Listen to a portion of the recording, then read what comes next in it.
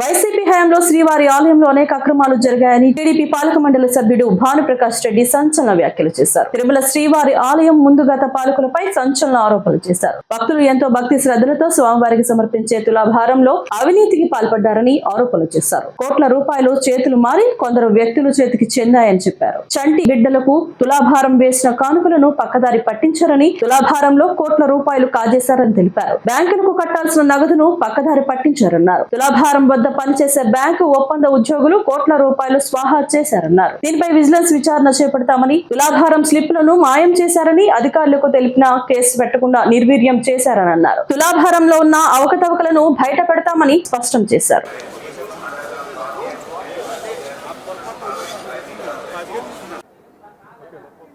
అఖిలాండ కోటి బ్రహ్మాండ నాయకుడు, కలియుగ ప్రత్యక్ష దైవం, కోట్లాది మంది హిందువులకు ఆరాధ్య దైవం, జగద్ రక్షకుడు వెంకటేశ్వర స్వామి ఖజానాకే గత ప్రభుత్వంలో రక్షణ లేకుండా వెళ్ళింది.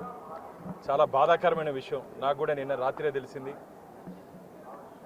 సాక్షాత్తు స్వామివారి ఆలయం లోపల తులాభారం సమర్పించినటువంటి కానుకలు బ్యాంకు ద్వారా టీటీడీ ఖజానాకి వెళ్లాల్సింది పోయి కోట్ల రూపాయలు చేతులు మారి కొందరు వ్యక్తుల్లోకి చేరడం చాలా బాధాకర సంఘటన, చాలా దురదృష్టకర సంఘటన. అసలు తిరుమల తిరుపతి దేవస్థానం ఆలయంలో ఏది జరగదు, ఏది జరగకూడదు అని చెప్పి భావించామో అవన్నీ గత ప్రభుత్వ హయాంలో జరిగాయని చెప్పి కొన్ని ఉదాహరణలు మా దగ్గరికి వచ్చాయి. పరకామణిలో దాదాపు డాలర్లు దొంగతనం చేస్తే దాని మీద క్రిమినల్ కేసులు పెట్టి జైలుకి పంపించాల్సింది పోయి చెట్టు కింద పంచాయతీలు పెట్టి లోక్ అదాలత్లో కాంప్రమైజ్ చేసి కొందరు వ్యక్తుల్ని తప్పించే ప్రయత్నం గత ప్రభుత్వం చేసింది. గతంలో ఉన్నటువంటి ఇక్కడ అధికారులు, ధర్మకర్తల మండలి దానికి బాధ్యత వహించాలి. అది దాని మీద ఎంక్వైరీ చేయమని చెప్పి నేను మొట్టమొదటి సమావేశంలో బోర్డు మీటింగ్లో నేను లేవనెత్తడం జరిగింది. దాని మీద స్టేట్ విజిలెన్స్ అండ్ ఎన్ఫోర్స్మెంట్ నివేదిక పూర్తి చేసింది. ఆ నివేదిక వచ్చిన తర్వాత చర్యలు తీసుకుంటామని చెప్పి టీటీడీ యాజమాన్యం చెప్పడం జరిగింది. కానీ నిన్న రాత్రి నాకు ఈ విషయం తెలిసిన తర్వాత చాలా బాధ వేసింది. భక్తులు సమర్పించిన డబ్బులేని ఇప్పుడు కూడా నేను లోపల దాదాపు 10 గంటల నుంచి ఇప్పటివరకు లోపల తులాభారం దగ్గర ఏం జరుగుతుంది, ఏ విధంగా జరుగుతుంది పరిశీలిస్తే చిన్న బిడ్డలు దాదాపు నెల బిడ్డ, 2 నెలల బిడ్డ, వారం బిడ్డలను కూడా తీసుకొని తులాభారం ఇస్తున్నారు. అంటే స్వామివారి మీద నమ్మకంతో తులాభారం ఇచ్చి తులాభారంలో చక్కెర, బెల్లం, బియ్యం, కలకండ, పైసలు మరియు గీ, క్యాజూ నట్టు, డ్రైడ్ గ్రేప్స్, మరియు యాలకలు, పెప్పరు, పసుపు ఇస్తారు. ఇవన్నీ దాదాపు ఒకవేళ ఎవరిన యాలకలు కానిస్తే 1 కేజీ 3,544 రూపాయలు ఉంది ఈరోజు. ఒకవేళ షుగర్ చక్కెర కానిస్తే 42 రూపాయలు ఉంది ఈరోజు. బెల్లం కానిస్తే 55 రూపాయలు ఉంది. నేను విచారించాను లోపల ఎంత నిన్న స్వామివారికి తులాభారం ద్వారా స్వామివారి కానుకలు ఎంత వచ్చింది అంటే నిన్న ఉదయం 8 నుంచి 4 గంటల వరకు నిన్న 8 AM to 4 PM 3,43,278 రూపాయలు వచ్చింది నిన్న.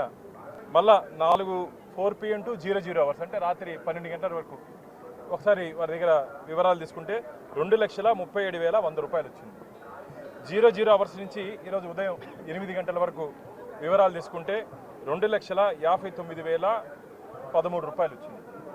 అంటే దాదాపు రోజుకి 10 లక్షల రూపాయలు స్వామివారికి తులాభారం రూపంలో వస్తుంది. అంటే నెలకి దాదాపు 3 కోట్ల రూపాయలు, ఏడాదికి 36 కోట్ల రూపాయలు. నాకు ఇన్ఫర్మేషన్ ఇచ్చినటువంటి వ్యక్తులు నాకు చెప్పింది ఏంటంటే, అన్న చాలా అన్యాయం జరిగింది, దీని మీద మేము అప్పుడు ఫిర్యాదు కూడా చేసాం, విజిలెన్స్ విచారణ కూడా జరిగింది. విచారణ చేసిన తర్వాత అక్కడ పనిచేస్తున్నటువంటి తాత్కాలిక ఉద్యోగుల్ని ఇంటికి పంపించడం తప్పారు తప్ప జైలుకి పంపించలేదు అని చెప్పారు. ఏమి, ఎవరి మీద ప్రేమ, ఈ డబ్బులు ఎక్కడ పోయింది, కోట్ల రూపాయలు ఎక్కడెక్కడ చేతులు మారింది, ఎక్కడెక్కడ మారింది. అప్పుడున్నటువంటి ప్రభుత్వం, అప్పుడున్నటువంటి ధర్మకర్తల మండలిలో ఈరోజు రాజకీయ విమర్శలు చేస్తున్నటువంటి వారు దీనికి సమాధానం చెప్పాల్సిన అవసరం ఉంది. ధార్మిక క్షేత్రంలో అది జరిగిపోతుంది, ధార్మిక క్షేత్రంలో ఇది జరిగిపోతుంది, గోవులు చనిపోతున్నాయి. ఇది రాజకీయ, ఇక్కడ కొండ మీద రాజకీయాలు మాట్లాడకూడదు కాబట్టి మాట్లాడట్లా. అది జరిగిపోతుంది, ఇది జరిగిపోతుంది. ఈరోజు బాధపడుతున్నారే, మీ హయాంలో జరిగినటువంటి వాటి మీద విచారణ చేసిన తర్వాత ఎందుకు దాన్ని మౌనంగా ఉన్నారు? ఎవరెవరికి ఈ కోట్ల రూపాయలు అందింది? మీ మౌనం వెనకాల కారణం ఏమిటి? మీ మౌనం వెనకాల కారణం ఏమిటి? ఆ రోజు ఉన్నటువంటి ఇక్కడ పనిచేసినటువంటి ఉన్నతాధికారి ఏం చేశారు? టీటీడీ ఎగ్జిక్యూటివ్ ఆఫీసర్, ఇక్కడ టీటీడీలో పనిచేసినటువంటి సిబ్బంది ఎవరు దీనికి బాధ్యత వహిస్తారు? స్వామి డబ్బులు అండి ఇది. ఒక్కసారి ఆలయం లోపల వెళ్ళిన తర్వాత వెంకటేశ్వర స్వామి డబ్బుది. అక్రమాలు ఎలా జరిగాయి, ఎంత మేరకు జరిగింది నాకున్నటువంటి ఇన్ఫర్మేషన్ ప్రకారం కోట్ల రూపాయలని చెప్తున్నారు.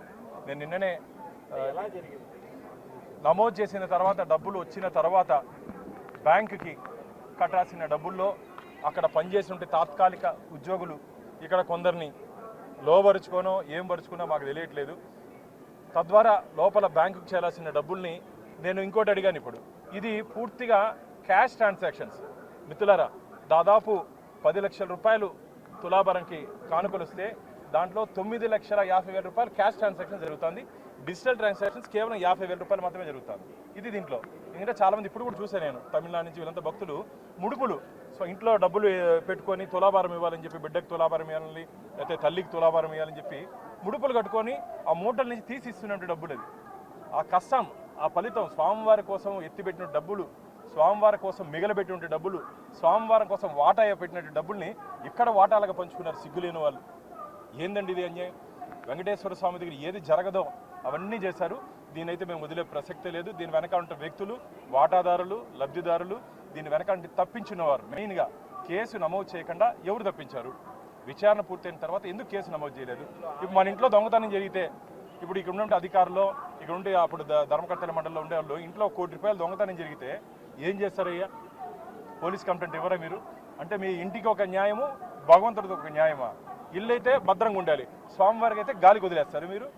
ఇది చాలా అన్యాయం. దీని మీద ఖచ్చితంగా పూర్తి స్థాయిలో విచారణ జరిపించి రాబో రోజుల్లో తప్పు చేసిన వారిని జైలుకి పంపించబోతున్నారు. అంటే గతంలో ఇది ఎంత కట్టినట్టు మీ నోటీస్కి వచ్చింది, ఎంత తినేశారని మీరు అనుకుంటుంటారు? ఈ 3 ఏళ్ళు అంటే మధ్యలో 2 ఏళ్ళు కరోనా ఇది తీసేసి 3 ఏళ్ళు ఎంత అక్రమాలు జరిగినట్టు కోట్ల రూపాయలు అని చెప్పి ప్రాథమికంగా నాకు చెప్పడం జరిగింది. లక్షలు మాత్రం కాదు, కోట్ల రూపాయలు లబ్ధిదారులు అందరూ అక్రమంగా ఆస్తులు సంపాదించుకున్నారు. 2019 ముందు ఏమీ లేనటువంటి కొందరు వ్యక్తులు కోట్ల రూపాయలకు పడగలెత్తారు. వారి మీద విచారణ చేయించండి అని చెప్పి ఆ రోజే, ఈ రోజు కాదు, ఆ రోజే నివేదిక అప్పుడుంటే అధికారులకి వారు దాని ఏమంటారు కంప్లైంట్ చేయడం జరిగింది. కానీ దాన్ని పక్కన పెట్టారు, దాన్ని చల్లగా కోనేట్లో పెట్టారు. స్వామివారి కానుకల్ని ఫిర్యాదు చేస్తే పక్కన కోనేట్లో దాచిపెట్టారు. ఆ ఫిర్యాదుని చల్లగా నీళ్ళల్లో ఉండి పైకి వస్తే మనందరూ ఇబ్బంది పడతాం, దాంట్లో వాటాలు ఎవరెవరికి పోయాయి ఎందుకని చెప్పి ఇచ్చినటువంటి ఫిర్యాదుని భక్తుల కానుకలు కాపాడలేనటువంటి ధర్మకర్తల మండలి కానీ అధికారులు కానీ ఈరోజు తలదించుకోవాలి. వారు తలదించుకోవాలి. భక్తులకు సమానం చెప్పాలి, మాకు కాదు, గోవింద భక్తులకు సమానం చెప్పాలి. ఎంతో నమ్మకం, విశ్వాసంతో. నేనైతే జీవితంలో అనుకోలేదు ఇలాంటి తప్పులు కూడా జరుగుతాయి కొండ మీదని. అంటే ఏదేది చేయకూడదో ఇంక దీన్ని బట్టి నాకు అనేక అనుమానాలు ఉన్నాయి. అసలు ఇంకా నేను టీటీడీ అధికారులతో ఇంకా మాట్లాడిన తర్వాత కొన్ని విషయాలు మీ ముందు 2-3 రోజుల్లో ఖచ్చితంగా దీని మీద విచారణ, ఆ రోజు ఉన్నటువంటి విచారణని ముందుకు తీసుకుపోతాం. తప్పు చేసిన వారిని, సమర్థించిన వారిని, తప్పించిన వారిని, తప్పు చేసిన వారిని, సమర్థించిన వారిని గుర్తుపెట్టుకోండి. ఎవరెవరు సమర్థించారో, దీన్ని చూసి చూడనట్టు వివరించారో వారు, వాటాలు తీసుకున్నవారు అందరూ తొందరలో జైలుకి వెళ్ళే రోజు దగ్గరలోనే ఉందని చెప్పి మీ ద్వారా 10 నెలలు గడుస్తున్నా మీరు ఈ పరికామంలో జరిగినటువంటి దొంగతనానికి సంబంధించి కావచ్చు, ఇతరత్ర దీనిపైన కూడా ఇప్పటికే ఫిర్యాదు చేశారు. అయినప్పటికీ ఇప్పుడు ఈ ఇంటి దొంగల్ని ఈశ్వరుడే పట్టుకోలేడంటారే, ఇంటి దొంగని ఈశ్వరుడే పట్టుకోలేదంటారే. ఆ విధంగా నేను దాదాపు 20 సంవత్సరాలుగా తిరుమల తిరుపతి దేవస్థానం జరుగుతుంటే అవినీతి అక్రమాల మీద ఒక కాపలా కుక్కగా ఉన్నాను, నాకే తెలియలేదు. ఒక కాపలా కుక్కగా ఇక్కడ ఏం జరిగినా సరే, గుళ్ళో ఏం జరిగినా నాకు కొందరు భక్తుల ద్వారా ఇన్ఫర్మేషన్ వచ్చేది. నాకు కూడా తెలియలేదంటే వీళ్ళు ఇంకా ఎంత అదేందో జేమ్స్ బాండ్ 007 అంటారే అట్లా వీళ్ళ నెట్వర్క్. ఇది చాలా ఆశ్చర్యంగా ఉంది, మాకైతే చాలా బాధగా ఉంది, చాలా బాధగా ఉంది. టీటీడీ చరిత్రలో ఇది ఒక చీకటి రోజు అని చెప్పి నేను భావిస్తున్నా. భక్తులు సమర్పించినటువంటి కానుకల్ని తులాభారం, చిన్న బిడ్డలు, దాదాపు నేను చూస్తే 1 వారం బిడ్డ, ఆ బిడ్డకు తులాభారం వేశారు. ఆ డబ్బులు కూడా ఖర్చు చేస్తారు అప్పుడులో. నేను ఆశ్చర్యపోయాడు. రోజు 10, నేను ఇంకా 1,00,000 రూపాయలు 2 లక్షలు ఉంటుందేమో అనుకున్నా. ఇప్పుడు చూస్తే 10 లక్షల రూపాయలు రోజుకి వస్తుందంటే నాకు ఇన్ఫర్మేషన్ ఇచ్చినటువంటి వ్యక్తులు అన్న రోజుకి 5 లక్షలు 10 లక్షల రూపాయలు కూడా బయటికి తీసుకొని వచ్చేసారని చెప్తున్నారు. మిత్రులారా, రోజు 5 లక్షలు 10 లక్షల రూపాయలు కూడా క్యాష్ని బయటికి తెచ్చేశారు అంటున్నారు. కాబట్టి దీని మీద కానీ భక్తులకి, గోవింద భక్తులకి మేము హామీ ఇస్తున్నాం, భరోసా ఇస్తున్నాం. గడిచినటువంటి అవినీతి అక్రమాల మీద ఖచ్చితంగా గట్టి చర్యలు తీసుకుంటాం. భవిష్యత్తులో అలాంటి చర్యలు జరగకుండా మేము గట్టిగా స్వామివారి నిధుల్ని, స్వామివారి పవిత్రతని, స్వామివారి కానుకల్ని కాపాడే దిశగా మేము ముందుకు పోతామని చెప్పి తెలియజేసుకుంటున్నాం. గోవిందా నారాయణ. నిఘా వైఫల్యంగా మేము భావిస్తున్నాం. ఎందుకంటే చెకింగ్లో ఖచ్చితంగా అది పొరపాటు జరిగింది. ఇది వైఫల్యం, పొరపాటు నన్ను, ఇది నిఘా వైఫల్యం. నేను ఇప్పుడే డిఆర్డిఓ మాజీ చైర్మన్ సతీష్ రెడ్డి గారితో మాట్లాడడం జరిగింది. యాంటీ డ్రోన్ టెక్నాలజీని తొందరలో తీసుకురావాల్సిందిగా వారు సూచనలు ఇచ్చారు. దాన్ని రాబో ధర్మకర్తల మండలి సమావేశంలో దాని మీద చర్చించి రాబో రోజుల్లో యాంటీ డ్రోన్ టెక్నాలజీ అంటే ఏదైనా డ్రోన్ కానీ ఫ్లై అయితే ఆటోమేటిక్గా అది కింద పడే విధంగా, యాక్చువల్గా లేజర్ టెక్నాలజీ ఉంది, అది కానీ కొట్టిందంటే కింద పడిపోతే పొరపాటు ఆలయం లోపల ఏమైనా పడే అవకాశం ఉంది. కాబట్టి ఇంకో టెక్నాలజీ ఉంది, అది ఆలయం బయట వచ్చి తీసుకొని వచ్చి ఆటోమేటిక్గా డ్రాప్ చేస్తుందంట. కానీ అంతవరకు కూడా రాకూడదు, పైకే రాకూడదు. అసలు ఆలయం పైన ఎందుకు, అసలు పైకే రాకుండా కింద అంటే మనకు ఏమంటే ఈ నడకదారి, ఈ రహదారి ఇవన్నీ ఉన్నాయి. కాబట్టి ఎన్ని దారులున్నా ఈ 4 మాడ వీధుల్లో కూడా సెక్యూరిటీ ల్యాబ్స్ ఉంది, దాన్ని గమనించాం మేము. కాబట్టి అదనపు సిబ్బంది కూడా పెట్టాల్సిన అవసరం ఉంది. నేను ఉదయం కొందరు పోలీస్ అధికారులతో మాట్లాడితే అన్న విజువల్ పెట్రోలింగ్ కూడా కావాల్సిన అవసరం ఉంది ఇక్కడ, కాబట్టి కొద్దిగా సిబ్బంది కూడా పెంచాల్సిన అవసరం ఉందని చెప్పారు. ఖచ్చితంగా తిరుమల భద్రత విషయంలో ఇంకా అదనపు చర్యలు తీసుకోవాలి. 3 అంచెల భద్రత, 4 అంచెల భద్రత అని చెప్పి మనం గతంలో మాట్లాడుకుంటున్నాం. ఆ 4 అంచెల, 3 అంచెలు, ఏమంచెలు ఇప్పుడు సరిపోవట్లేదు. ఇంకా పగడ్బందీ భద్రతా వ్యవస్థను తిరుమల తిరుపతి దేవస్థాన ఆలయానికి ఇక్కడ భక్తులకు తీసుకురావాల్సిన అవసరం మా మీద ఏర్పడింది. అంటే అలిపిరితో ఉన్న స్కానర్లు కాలం చెల్లిపోయినాయి. అలిపిరి టోల్ గేట్ పెట్టినప్పటి నుంచి అవే వాడుతున్నారు. వాటి ద్వారా అక్కడ ఉన్నటువంటి సిబ్బంది సరైన రీతిలో గుర్తించలేని పరిస్థితి ఏర్పడుతుంది. ఖచ్చితంగా టెక్నాలజీ లాంటి కోట్ల రూపాయలు వెచ్చించేటటువంటి టీటీడీ లక్షల రూపాయలు ఉన్నటువంటి స్కానర్లు ఎందుకు ఏర్పాటు చేయాలి? ఖచ్చితంగా చేయాల్సిన ఏర్పాట్లు ఉంది. అది కూడా ఈరోజు ఉదయం నాకు అధికారులు చెప్పడం జరిగింది. అక్కడ కూడా సిబ్బందిని పెంచాల్సిన అవసరం ఉంది.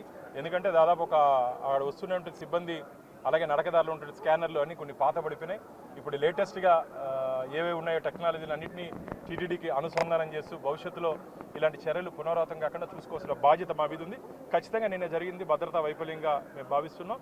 ఇది మొన్న కూడా కొందరు భక్తులు ఆలయం వద్దకు పాదరక్ష క్లాత్ మేడ్ డిస్పోజబుల్, అది కూడా దాని మీద కూడా ఈవో గారితో మాట్లాడడం, భవిష్యత్తులో అలాంటిది జరగకుండా చూసుకుంటామని చెప్పి భక్తులకి మేము మాటిస్తున్నాం. భగవంతుడి భద్రత, భక్తుల భద్రత రాబో రోజుల్లో గట్టిగా ఉంటుందని చెప్పి మీకు భక్తులకి భరోసా ఇస్తున్నాం.